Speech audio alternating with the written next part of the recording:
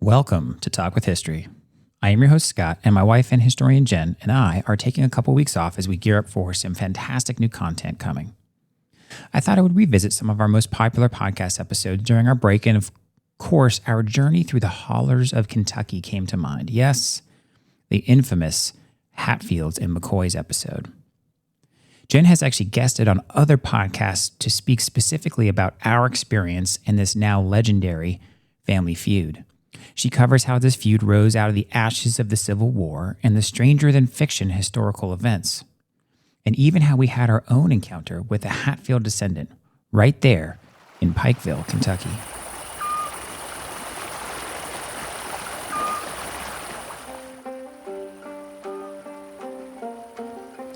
Even the crickets here in the holler hold their breath sometimes. You can feel it in the air, a tension thicker than summer humidity. Hatfields and McCoys, they say, been at it since before the war, those two families. My pappy used to tell stories about Deadliest Hatfield, meanest son of a gun this side of the Mississippi. Had 13 kids, all cut from the same honorary cloth. Now, over on the Kentucky side, there was Randolph McCoy, old Randall, they used to call him. Same story, a brood of boys itching for a fight.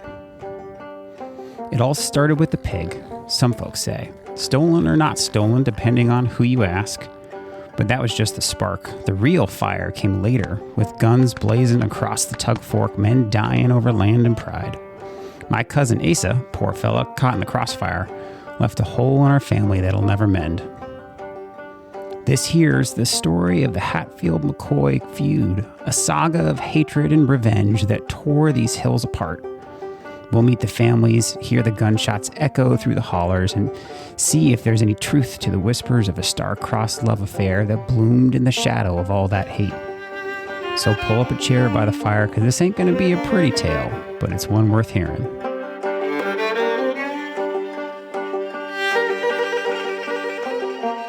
Welcome to Talk with History. I'm your host, Scott, here with my wife and historian, Jen. Hello. On this podcast, we give you insights to our history-inspired world travels, YouTube channel journey, and examine history through deeper conversations with the curious, the explorers, and the history lovers out there. Now, Jen, I'm just going to jump right into it. We are talking about a very popular, very famous family feud about the Hatfield McCoys. Yes.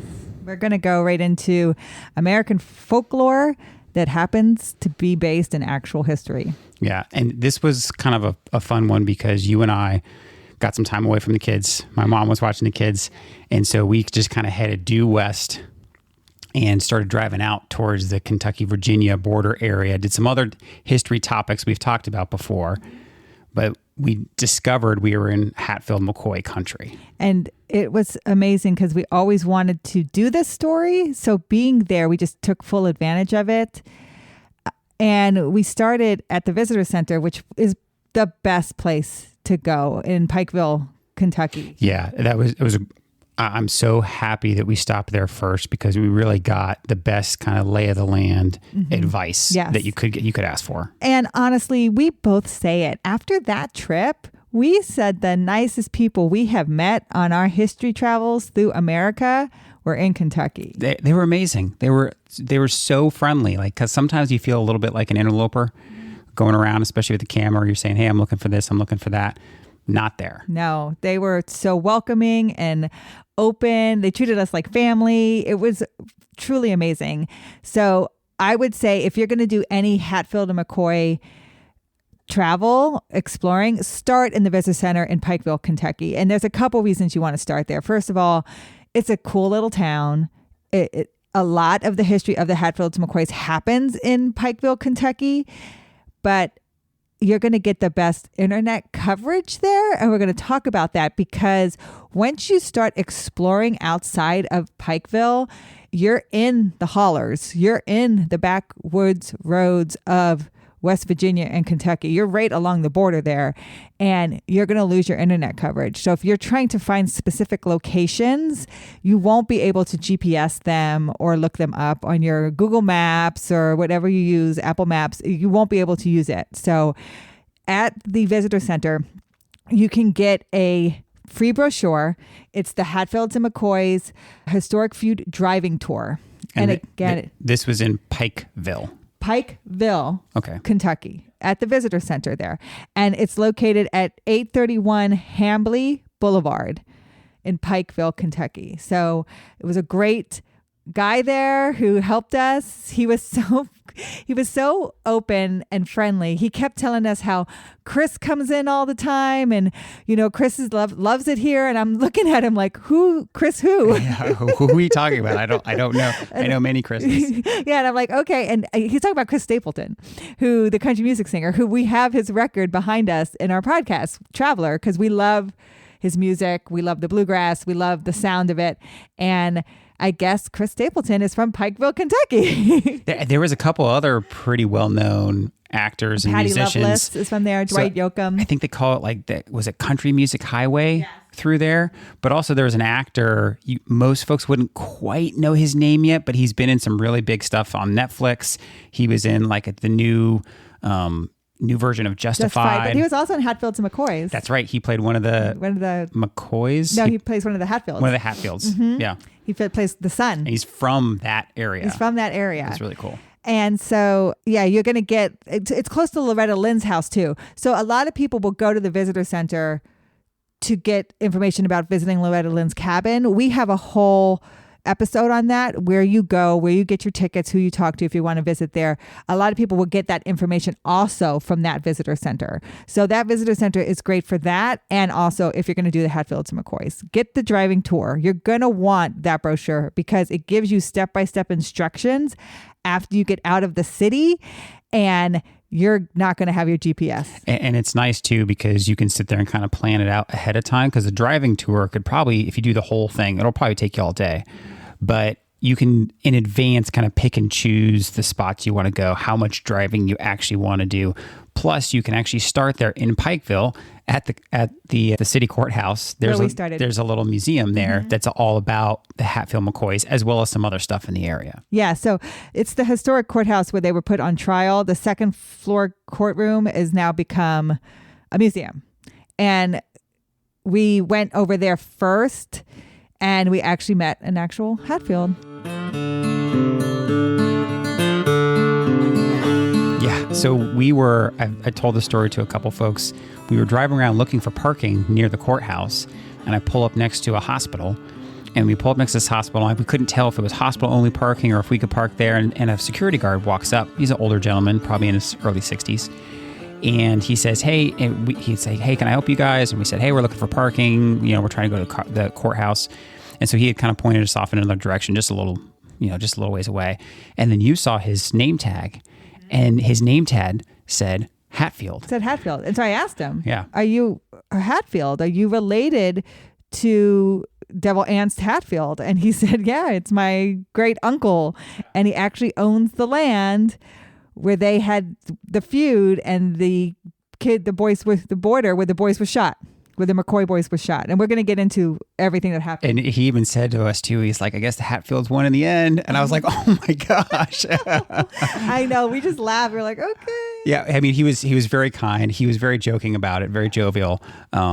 But yeah, we told him, we're like, oh my gosh, we're here to go see some of the sites and visit some of the locations. He's like, and he told us that little bit, but only in Pikeville, Kentucky. Yes. Would you be driving around and just randomly run into one of the Hatfields, one of the descendants of the Hatfields? I know, who actually lives on the land. So that was pretty cool. So what we're going to do is let's talk about what happened, the historic what happened. And then we'll talk about what you can see where, because in the city of Pikeville, you can see a couple things that are like the middle of the story and the end of the story.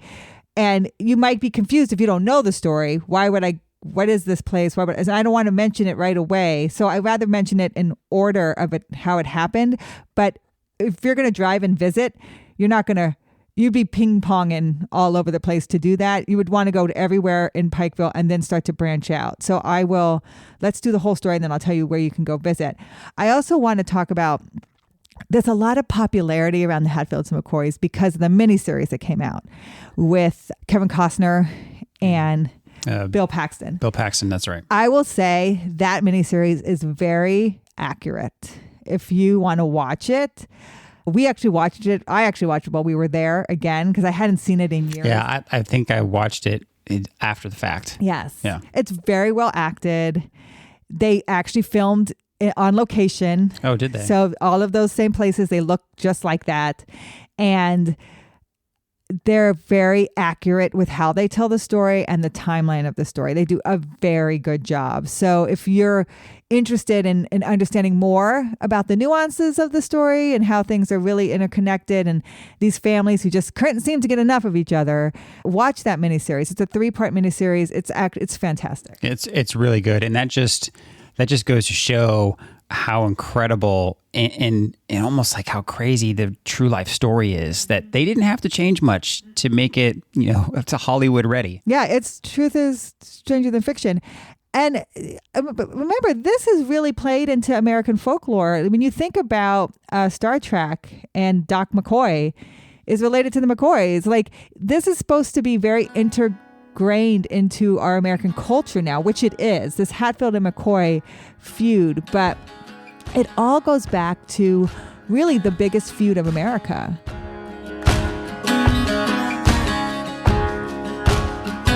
It all really starts with the Civil War. Yeah, so talk to me a little bit about how the Hatfields and McCoys were involved in the Civil War and why that kind of was the genesis. So we're really dealing here on the border of Kentucky and Virginia before it becomes West Virginia, because West Virginia is a product of the Civil War. West Virginia is not a state before the Civil War, but because there are so many people who are anti-Confederacy in Virginia, they really break away to start their own state and say, we want to be a Union state. We want to be part of the Union. We don't want to be part of this Confederacy. That was West Virginia that said that? Yes. Okay. And made their own state, West Virginia. So here we have this border where the Hatfields are on one side, the McCoys are on the other. The Hatfields are West Virginian and the McCoys are Kentucky. And that's where you're going to get a lot of families and brothers who are going to fight for either side. Because when you think about it, this is where the West Virginians are going to break away because they want pro-union. So you're going to get families and brothers who are like, I side with Kentucky. I side with Virginia, hence West Virginia. So that kind of is what happens here. Now, not with the patriarchs. That when we really talk about the Hatfields and McCoys, there's two head men of these families. You're going to get William Anderson Hatfield, Devil Anst, on the Hatfield side. And then you're going to get old Randall McCoy on the McCoy side. They both fight for the Confederacy. They both fight together for the Confederacy. Yeah. And in the miniseries, that is Kevin Costner and Bill Paxton. Yes. They both feel like it's their duty. Now, McCoy really feels like it's his duty. He wants to stay. Hatfield, Devil Anst, starts to see the Confederacy losing and feels like it's a losing fight, and he doesn't want to die for a lost cause. So he basically leaves early and goes back to his land. Probably leaves like a year or two before the end of the war. Before the end of the war, and goes back to his land. And then he's able to start his business up and really get more solid business. Yeah, they do like logging, a lot of land stuff. Yes, but before McCoy can even get back home. And that's Bill Paxton. That's Bill Paxton. Yeah. And so you see McCoy kind of resentful of that fact. Because doesn't he get captured? He does get captured at one point, and so he has to survive. He's a prisoner of war. Prisoner of war, which if you know anything about Civil War, prisoners of war, both sides were horrible. You can't even say the South was worse or the North. They both treated their prisoners terrible. But that's not really where the feud starts. They're friends. McCoy's kind of pissed at Hatfield because he left early, mad at him. But that's not the feud.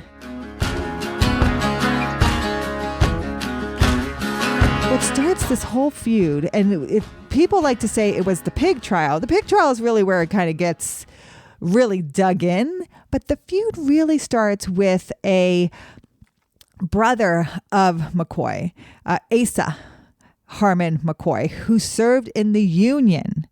So here you got brothers who are serving for two separate sides. And Asa comes back home. He's been captured. He served time in a Confederate prisoner of war camp. He comes back home. He's not even home for 13 days before he is killed. And he's killed January 7th, 1865. So this is really before the end of the war. He serves time and he gets out early and he comes back. And it's James Vance is the uncle of Old Ernst. So he's a Hatfield. That's Tom Berenger in the miniseries. Who plays it so well. He's phenomenal. So Tom Berenger plays Kevin Costner's uncle. Right. Crazy. Yeah, the crazy. This is like, you think about the crazy uncle. Yeah. This is back then, like, West Virginia. Yeah. Crazy uncle. Crazy uncle, who's a rebel. Yep. Right? He believes in the rebel cause. So here comes a McCoy home that fought for the Union, and he's mad. Not only that he get captured as a prisoner of war and he gets out and now he's back home. This is before the end of the war. He's mad. So 13 days later, he's killed. And so this is what starts the feud. A McCoy is killed by the Hatfields. Yeah, and that's kind of what I was referring to as, I'll call it time traveling Scotty that did the intro there, right? When he said my cousin Asa. Yeah. Because there were so many brothers and sisters, Yes. There's so much family on each side. That really was the first event that really kicked off this feud. Yes, and when you think about it, there's these huge families, these huge networks of families, right? And that's who does all your farming. That's who does all your business with. It's like you have 6 or 7 brothers and sisters, and then they have 6 or 7 brothers or sisters, and so you have these huge families on either side. It doesn't mean they didn't intermarry. Hatfields and McCoy certainly intermarried, but they had these strong family ties through the patriarch line. And it's the McCoy brother who's killed by the Hatfield uncle that starts this whole thing. And we go to that location that is outside of the city. It's by this little school. I think it's called Blackberry. Yeah. Then there's a marker there. There's a marker there. That's a great place to be like, this is where it all started. And you're going to get this feud is going to last a while because his widow starts to needle her way into with lawyers and things like that. So this is going to start the whole feud. I mean, the feud kind of goes on for a few decades. Oh, yeah. So, I mean, it's going to be 13 years later when this hog trial happens. So that's the first thing that happens. It's not publicized that it was Jim Vance that did it. Family tradition points to him. He's part of that West Virginia militia group that is the rebels that did the application for his wife's pension from the Union said he was killed by rebels. So that's kind of how people have pieced that together. There's no existing records pertaining to his death. There's no death record. But when she goes for the pension, killed by rebels is what it says. And I think even some of the markers don't specifically call out the Hatfield, but they call out the group. But it's implied was everywhere. A member, was a leader of the group. So McCoy comes back from the end of the war. So this happens in January 1865. McCoy comes back at the end of the war, and he starts to hear rumblings. And he's not only is he mad that Hatfield, Old Ernst, has left early and been able to kind of keep his family going, where McCoy's family has basically just really barely gotten by. Now he's heard rumblings that his brother was killed by Hatfield. So he just kind of is upset about it. Yeah, bitter about it. But goes about his business and starts to build their life back. So if you go to the McCoy well, which is, again, on the outskirts of Pikeville, but it's a great place to visit. They have a guy who lives there who loves giving tours. Yeah, if you drive up, and if the guys, there's a gentleman that lives right near the well, which is where their old home was. Yeah. But if his garage is open and he's out, he'll come right up to you and come talking to you. He came and he said, "Hey, come look at this stuff I have in my garage." And we were like, excuse me? But Kevin Costner went and visited there. He said he used to give tours and stuff. So it's Randall McCoy's well. It's in Hardy, Kentucky. So this is where McCoy's home was. And this is where the pig was. And so the pig gets marked with the McCoy mark, which is basically 2 notches out of its ear, wanders away onto the hill. So if you stand at the McCoy well, which was behind their house where they got their water. Now they make alcohol from there. You can buy the McCoy well alcohol, moonshine or whatever. If you look up, you can see like a hill. That's where the pig wandered onto the hill. And that was Hatfield land. Not old aunt's Hatfield land, but one of his cousins' land. And so what happens is that pig has gotten over there, and the cousin, Floyd Hatfield, claimed it was his hog, and he's taking it to slaughter, walks by Randall McCoy, and McCoy looks at his ears and says, those are McCoy marks, not Hatfield marks. And Floyd says, that pig has been on my land for a couple years now, and it's mine. And McCoy's like, well, that pig wandered away from my house like 3 or 4 years ago. We just thought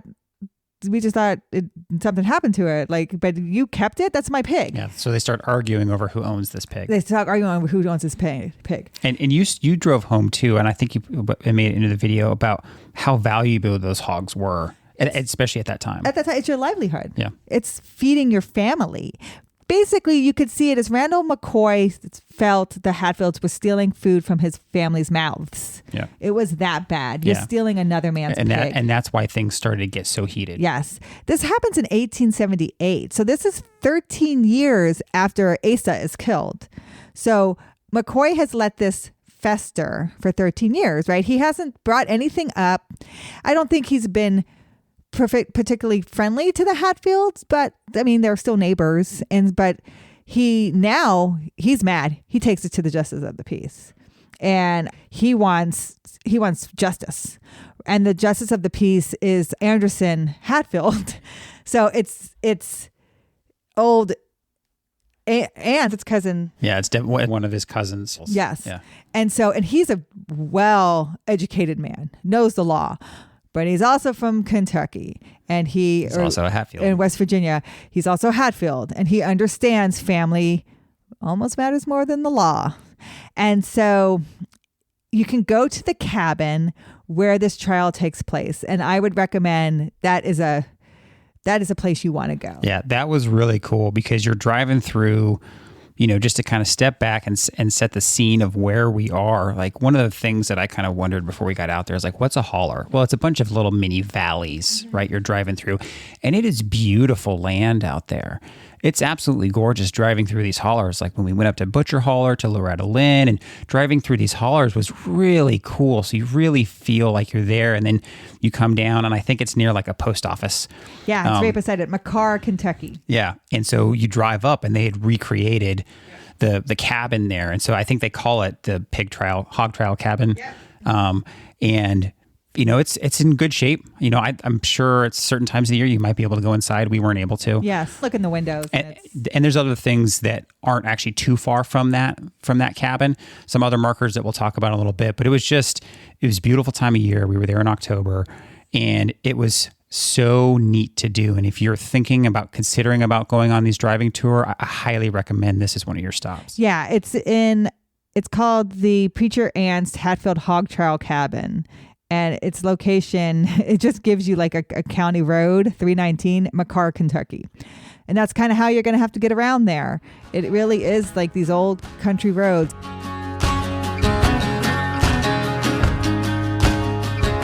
So this is where the trial is going to take place. Now, I will say the uncle Anderson, Preacher Anderson, tried to make it just. He tried to put half of the Hatfields on the jury and half of the McCoys on the jury. The problem was that one of the McCoys was married to a Hatfield. And like I said, they're intermarried. And so he was kind of a relative of both families. And he said that he didn't think that mark was a McCoy mark. And so that kind of pushed it. And so Anderson Hatfield ruled in favor of the Hatfields. Right. So he sided with his wife's side, which was the Hatfield side. Yep. And so that makes McCoy even more mad. Like finally he's like, I didn't get justice for my brother. Nobody cares. I didn't get justice for my pig. Nobody cares. And so this is when the McCoy sons start getting involved. They really start to get upset. So Hatfield has a couple sons. McCoy has a couple sons. Everyone's has like 10 kids. And daughters. And daughters. So Randall McCoy, right, who's the patriarch of the McCoy side, his sons start getting involved and things start getting rowdy. So it's 2 years later, in June of 1880, that the testimony of the relative of the McCoys who was married to the Hatfield is killed by two of the McCoy sons. They're like, hey, you betrayed. They kind of in the miniseries, they kind of say, hey, you betrayed our side of the family, and they kill him. Now they are immediately arrested, but the Hatfields catch him. They see him do that, and they take him into trial. But they claim self-defense.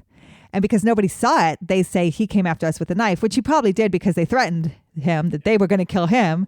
So he pulls a knife and says, I'm going to defend myself. And then they just kill him. And so they claim self-defense. And you see in the miniseries that Anderson Hatfield, the piece, is getting very mad now at this point, because they're using the law, which is true, but he kind of bent the law in the first place for his cousin to win the hog trial. Now the McCoys are bending the law in their favor to win the self-defense trial. And he just sees this escalating, right? Now a person was killed. Asa has been killed. A hog has been taken. Now someone else has been killed. So we kind of have a person on the McCoy side has been killed and a person on the Hatfield side has been killed. So that's where we're at right now. This is 1880. So it's kind of right now an eye for an eye. But this is going to escalate now with a daughter.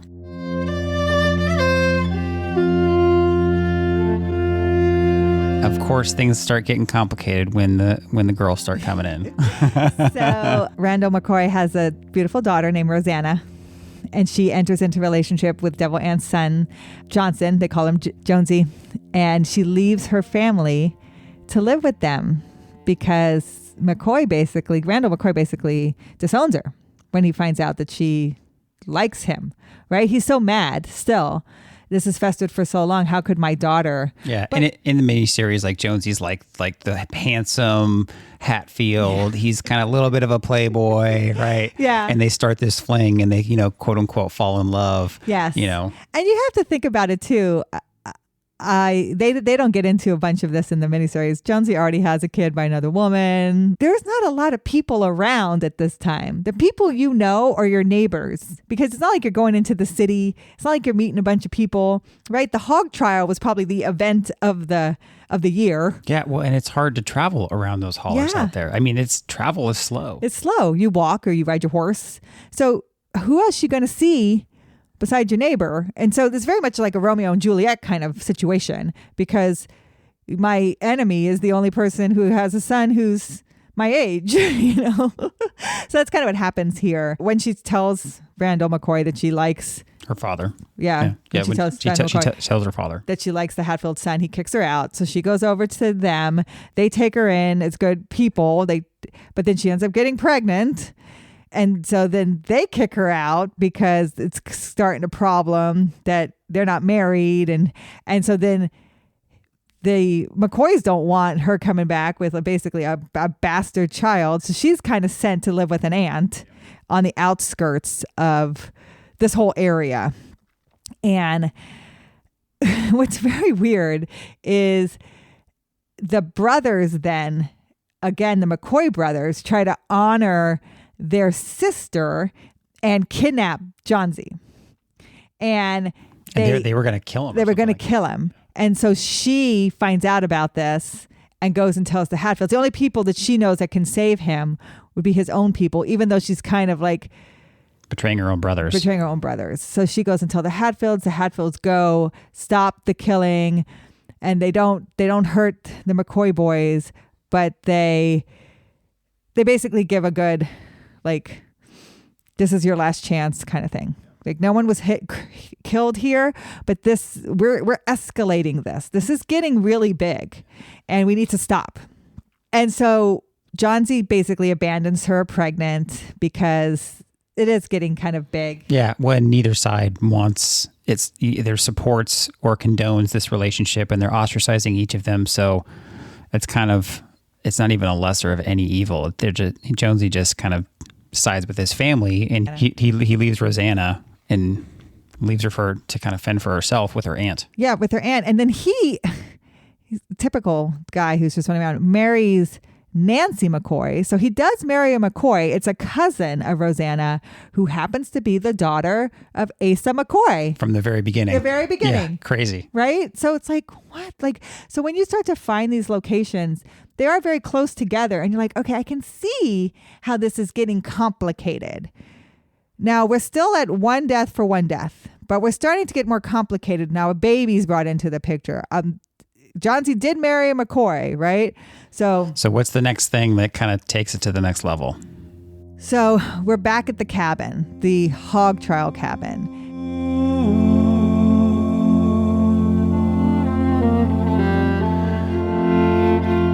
It's election day in Kentucky. That's right. Everyone's coming out, 1882. This is almost 20 years after the end of the Civil War. Yep. Yeah, 20 years after the end of the Civil War. Again, a gathering. Everyone comes back to the hog trial cabin because it's the Justice of the Peace cabin. And it's kind of in that area. It's central-ish. It's central-ish. And it's where the election's being held. Where the boxes, right? You write on your ballot and you put it in the box. Only men can vote. This is still only the men, right? So the women are there like, yay, I'll make a pie. And my man will vote. You know? It's a big event. It's a big event. So Jonesy has a still, which a lot of the people did this. It's Kentucky. This is selling 1880. moonshine. Selling moonshine, and start drinking. And the younger brothers of Rosanna are still pissed about everything that happened with Johnsy and their sister. She's since had the baby, and they start messing around and pushing around Anne's brother. His big brother, or actually no, his little brother, but a brother who he really loved, Ellison. Ellison Hatfield has a son named Cotton. Ellison is a good guy. He's trying to stop the escalation of these brothers. They're getting mad at Johnsy. Ellison's kind of like, leave him alone. Yeah, so Ellison comes in to basically break up the fight. And Tolbert, Farmer, and Bud, the three younger brothers of Rosanna, the McCoys, kill Ellison. Not right away. They stab him 26 times and shoot him. I mean, he doesn't die right away. And so initially, Anne's Hatfield arrests them, and he says, if my brother dies, I'm going to kill you. And so he actually has them, and he arrests them like, it's not like he doesn't take them to the county jail. Like he's holding them on his land. On his land. He basically is like a group of vigilantes, and he won't let them be taken to Pikeville. And the McCoy family Randall McCoy tries to get them taken to stand trial. He's trying to get them legally to Pikeville, which, as you see, is probably about 20 minutes away. Yeah, for us driving. Yes, but imagine in a wagon or something. But the brothers are taken by force by ants, and they're held up. And then when Ellison dies, all three of the brothers are killed by the Hatfields. They're tied to these pawpaw trees and shot numerous times. A total of 50 shots were fired. Their bodies were bullet riddled. And soon you can go to those pawpaw trees. They are close. We didn't go there. It's one place we didn't go. You can walk over to them. That's where that Hatfield guy was saying he owns the land. He owns that land, but you can go visit there if you want to. It's pretty close to the hog trial cabin, and you can just basically walk out into the clearing and you can see where they were tied to the trees and shot. Yeah. So now things are just kind of out of control. Yeah. Now things are out of control because these three, they killed Ellison. Then the Hatfields come back, take these three. They kill these three. I mean, you just line them up and shoot them. And now things are out of control. This is when Randall McCoy, I mean, of course, he's going to be so upset. His sons were killed.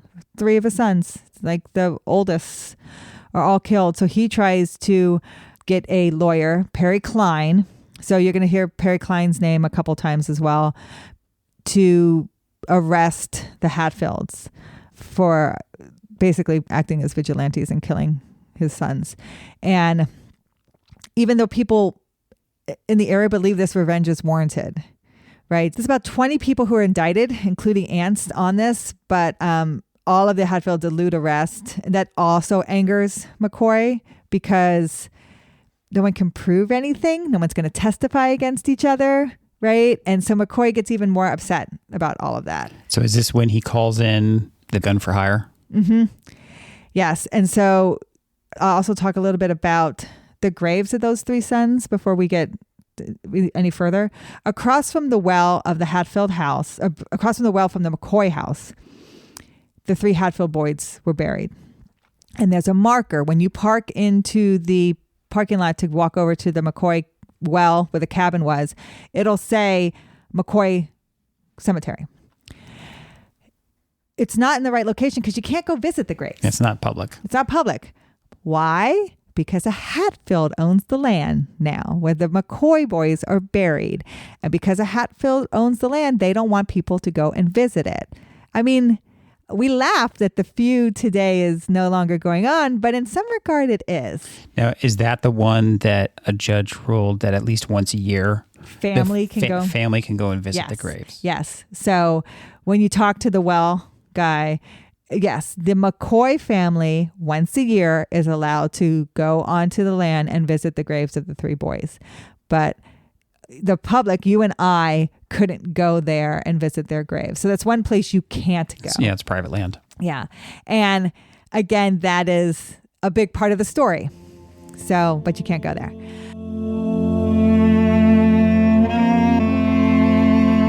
McCoy feels like he can't get justice. And Perry Klein, the lawyer who at some point tried to sue Hatfield for his land, but was caught in some kind of doing it sketchy or something. Yeah, it wasn't right. He was doing something that wasn't. It was definitely fraud, and Hatfield caught him. So Perry Klein was kind of upset that he was caught in his wrongdoings. They hire a man to come in and basically catch Hatfield. Yeah, isn't this Bad Frank Phillips? Bad Frank Phillips is brought in.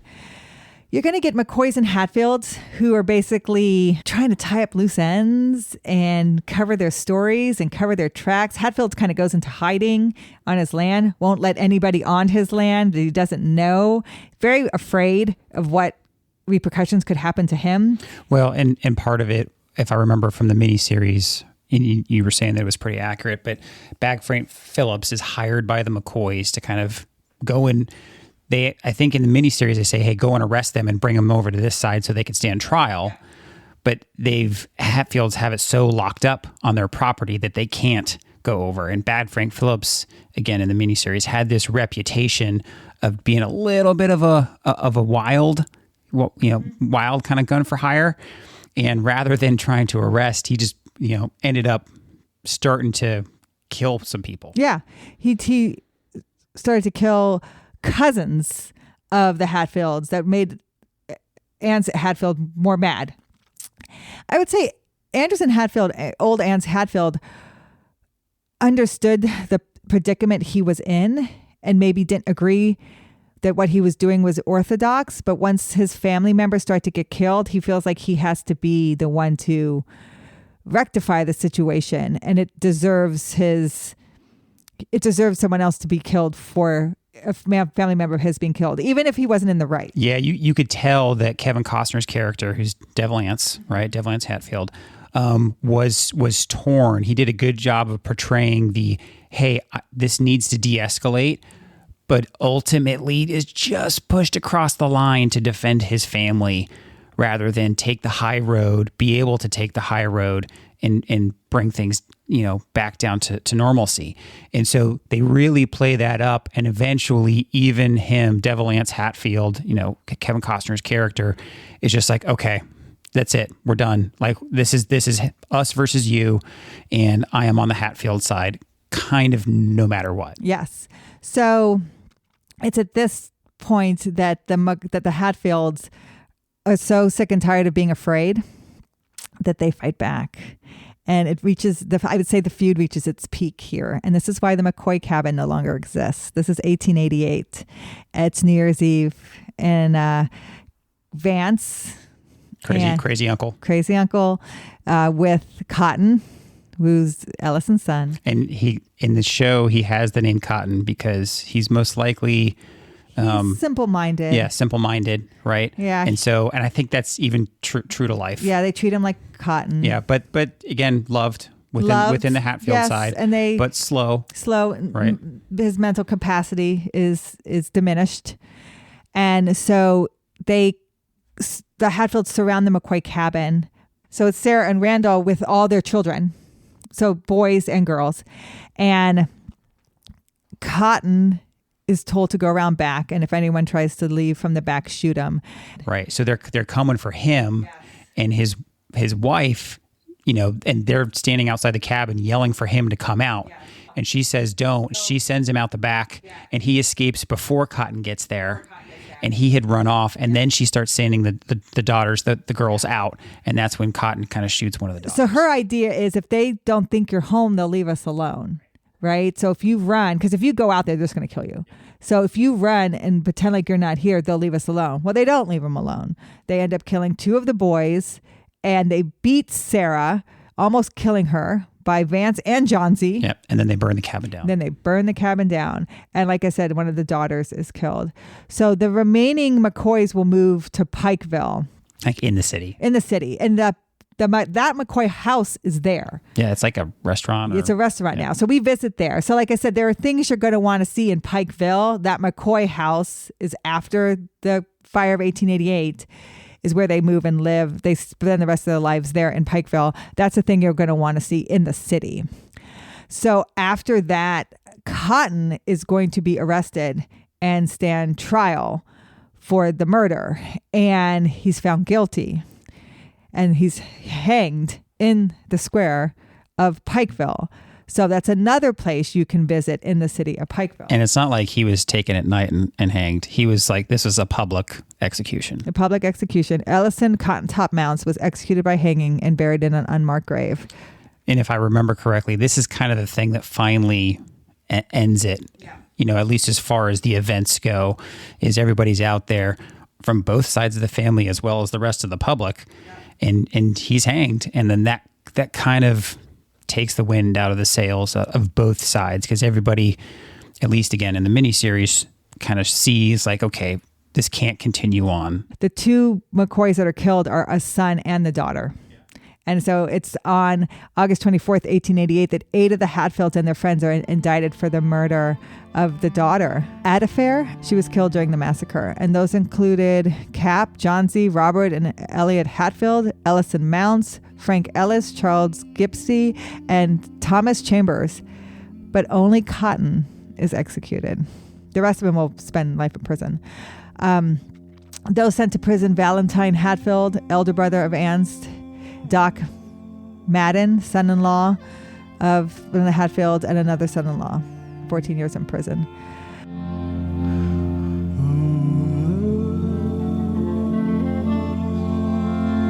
So this is basically the end. This is where, again, after Cotton is hanged, the feud dies out. Also, they believe because the McCoys moved to Pikeville and they're far enough away from the Hatfields that this feud dies out.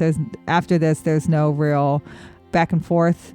The fighting between the families ceased after the hanging, but the trials continue until 1901. Trial of Johnsy, sentenced to life imprisonment for his involvement in the New Year massacre. So Johnsy will have life in prison. And so then you get like the modern era in 1979, Family Feud had the Hatfields and the McCoys on the Family Feud. Oh, did they really? Yeah, they did. Like it was a cash prize and a pig kept on stage during the game, right? And the Hatfield family won more money than the McCoys.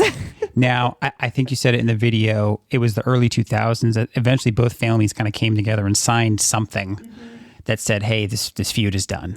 Yeah, so they did a joint family reunion in 2000. It garnered national attention. 5,000 people attended. And that's when they basically signed a truce. Yeah, I mean, kind of, it was ceremonial, but it actually, it meant something. It meant something. I mean, you still have the issue with the graveyard, right? That happened in 2002, a lawsuit about that graveyard, which is when just they can be visited once a year. But there is pretty much a truce between the families now. And now they do like a big Hatfield McCoy festival. It's a 3-day weekend in June. People come and visit. Other things you can go and see that we went and see is you definitely want to see the graves. So in the city of Pikeville, you want to go see the McCoy graves. You can see Randall, Sarah, and Rosanna. And that was near like a fire station, if I remember correctly. You have to park across the street, and it's a walk. So it's definitely not somebody who is in a wheelchair or can't do stairs. It's not accessible. It's not handicap accessible. It's basically straight up with a bunch of stairs. But it's neat to see their graves there. You can also visit the Hatfield graveyard. That's farther out, old roads. We didn't go all the way out to that. We went to a park that kind of told the stories of the Hatfields and McCoys. It was very neat, and I encourage folks listening to this, if you like this story, the video actually did pretty well for us. It's a good video. We took some time to make it, and we show all these locations. We show some maps, so you get a feel for where in Virginia and West Virginia, Kentucky area that we're at, as well as this kind of memorial to both sides of the family. Yeah, and in case you were wondering, Rosanna's baby doesn't make it past 1 year old. She dies. She has a little girl. So you can also visit Aunt Betty's house and Rosanna's baby's grave site. That's in Goody, Kentucky. All of these locations are on the driving tour. So when you see the driving tour, you can see how out in the middle of Kentucky, West Virginia you are. And again, you're not going to have great cell phone coverage. So again, I remind you to please download the locations beforehand or take the map with you. Perry Klein's gravesite is available to you if you want to see that as well. And the Cotton Top hanging site. Again, you can go to the pawpaw trees. And then last but not least, you can go to Devil Hatfield's monument at his gravesite. There's a statue of him there, so you can go and visit that as well. There's some other places off the beaten path. Bad Frank Phillips' grave is out there. He ends up marrying Nancy. That's right. Who was married to John Z. Yeah, even he did the dude in the show too. Yeah, and he was, again, the daughter of the very first person who was killed. So I talk about this, like this was very much, as you start to visit these sites and go to these locations, they're not far away from each other enough that you can see how these families are so intertwined. And this feud is long-term. But what has happened with these two names is they're synonymous now with any kind of feud. Any sort of family feud. Any family feud, any feud between two people that maybe were close at one time and now are not. Maybe a feud that's lasted a couple years. Maybe a feud that is deeply ingrained in you when you're like, I hate him like the Hatfields hate the McCoy. Like something that is deeply seated in you. It's used in that vernacular now. It's become a part of our American psyche, this Hatfield and McCoy feud. So it was really neat to go out there and to visit and to see it, to understand it better, to kind of give these people more agency and to understand their lives a little bit more. But I was really honored to go there to talk to the people. And like I said, the feud is not a hateful thing anymore. Everybody talks about it pretty much with a smile on their face. They're very open. They talk about everything and openly and happily. So it really is now just if you're coming to ask about it, you're considered kin.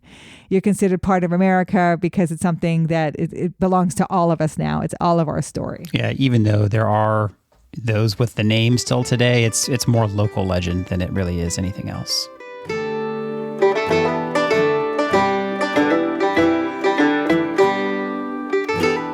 Well, that's all the time we have for this episode on the Hatfield-McCoy feud. A bloody mess, wasn't it? Lives lost, families fractured, all over what started as a squabble over a pig. Hard to believe, ain't it? The feud finally sputtered out and around the turn of the century, but its echoes still linger in these hills. Sure, the Hatfields and McCoys ain't shooting each other anymore, but there's a wariness, a distance that time hasn't quite healed. Some folks say it's a cautionary tale, a reminder of how easily a spark can turn into a bonfire. Others say it's a testament to the stubborn pride that runs deep in these Appalachian veins. Maybe it's both. Whatever the case, the Hatfield-McCoy feud is a story that's woven into the fabric of this place. A story of violence, yes, but also of resilience. Of families clinging to their own versions of the truth. It's a reminder of the dark side of human nature, but also the enduring strength of the human spirit.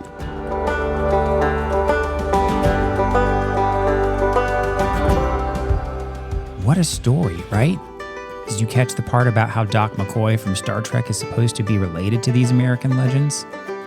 Those are some of my favorite things I learned from this episode. What about you?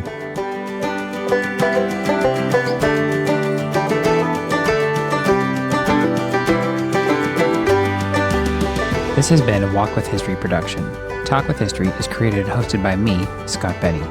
Episode researched by Jennifer Benny. Check out the show notes for links and references mentioned in this episode. Talk with History is supported by our fans at thehistoryroadtrip.com. Our eternal thanks go out to those providing funding to help keep us going. Thank you to Doug McLiberty, Larry Myers, Patrick Benny, Gail Cooper, Christy Coates, and Calvin Gifford. Make sure you hit that follow button in that podcast player, and we'll talk to you next time.